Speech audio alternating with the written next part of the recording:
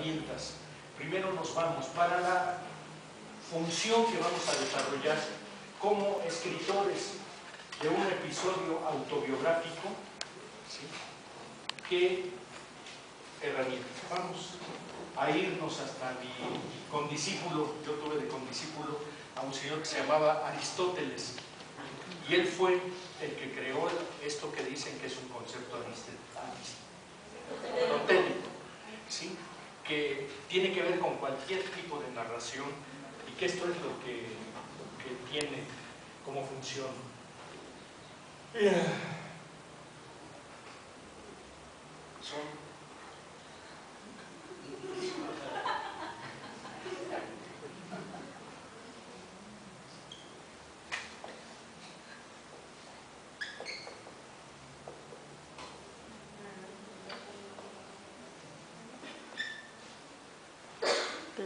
Planteamiento o introducción a un texto.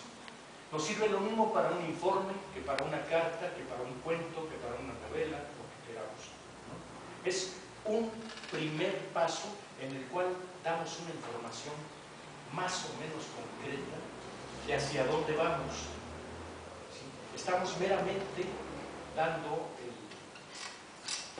el primer paso con el planteamiento o introducción para el texto.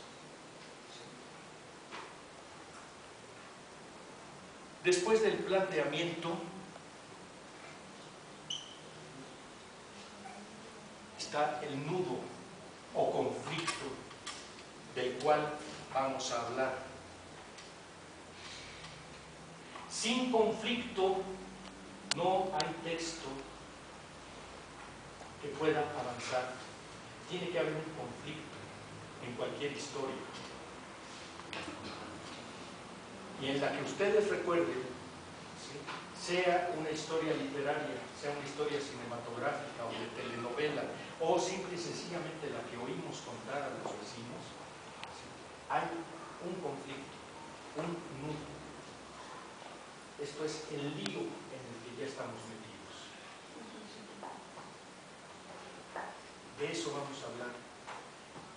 En el caso del pasaje autobiográfico, vamos a hablar primero de un planteamiento.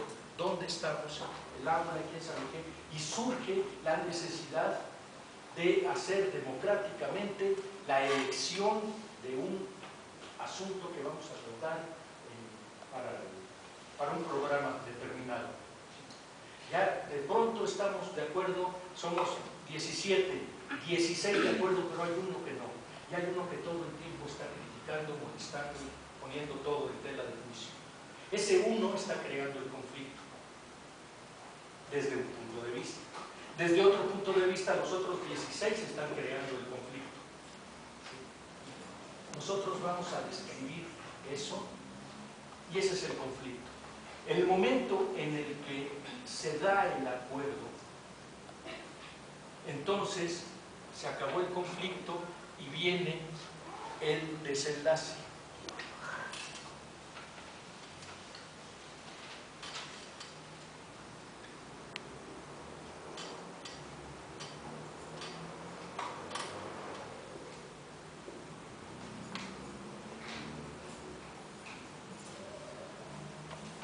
Planteamiento en Romeo y Julieta. Hay dos familias que se odian a muerte, quién sabe qué tanto, y tienen dos hijitos muy bonitos, hombre y mujercita.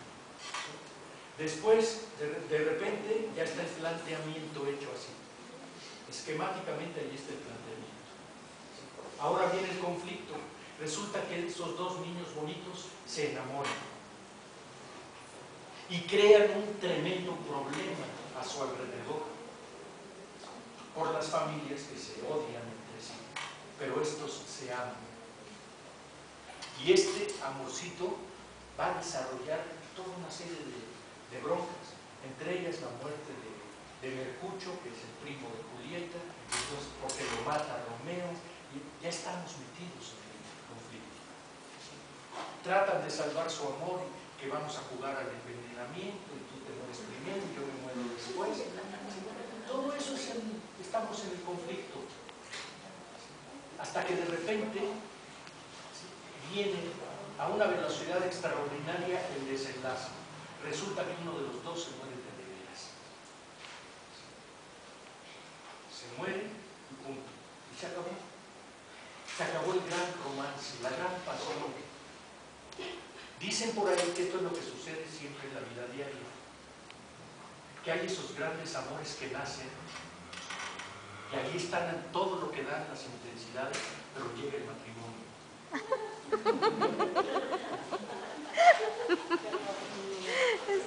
Adiós pasión, bienvenida rutina, bienvenido acostumbramiento. Son las lecciones para después tener cuidado con ese tipo de cosas. Porque después está la otra versión de Romeo y Julieta, de un autor que cuenta la historia de alguien que llegó al lugar de origen y un inglés que quería saber cómo había estado aquello y andaba buscando al cura, el famoso cura que tuvo que ver en la historia. Y entonces le dice, no lo conocemos, pero vive por allá, y ahí va a buscarlo. Oiga, es que yo quiero saber, pero ¿qué fue lo que realmente pasó con Romeo y Julieta? Pues ¿quiénes son esos? Ah, pues aquellos de la gran pasión que eran de los Capuletos, los Montescos. Entonces el cura empieza a echar a andar la maquinita de la memoria y dice, ah, sí, ya me acordé. ¿Qué es lo que quiere usted saber? Porque pues, no hay nada que contar a propósito de eso. ¿Cómo no? ¿Cómo fue que se murieron? ¿Y que cómo fue que esa pasión se destruyó? Y el cura, párale, ¿cuál destrucción? ¿Cuál amor? ¿Cuál pasión? ¿De qué me está usted hablando? ¿Quién le contó esas tonterías?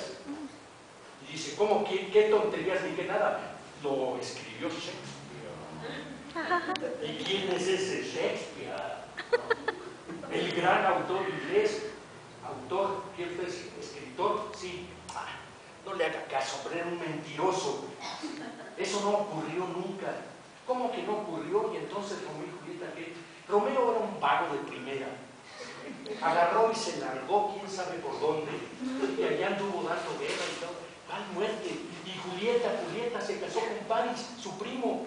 Se convirtió en una matrona y tiene 8 hijos. Y es una señora, quién sabe qué tanto. ¿Cuál es la realidad? ¿Cuál es la buena? Si es que hay una buena. O cada quien empieza a hacer su propia historia. Todos vivimos de alguna manera nuestro romancito así, ideal. Creo. Y hay quienes salen rápido de esa enfermedad y hay quienes se pueden quedar un buen rato. Ahí pueden permanecer. No hay para nadie. Esto es provocación, por supuesto. A veces sí me ponen dudas o dicen no. Entonces, queda claro lo que es el nudo, el conflicto del asunto y lo que es el desenlace. Cuando se acaba la historia, cuando ya el conflicto o el problema se resuelve y hay que llegar al final. Ya no podemos estirar más la situación porque ya no va para más. Entonces, planteamiento, nudo y desenlace como elementos que hay que tener en cuenta a la hora de escribir el texto. Planteamiento, voy a hacer la introducción de lo que voy a decir. El nudo va a ser el conflicto en el que me voy a ver envuelto y el desenlace el momento en el que se resuelve. Elemental, por eso este es un planteamiento elemental y a la manera de Aristóteles. ¿Alguna duda con respecto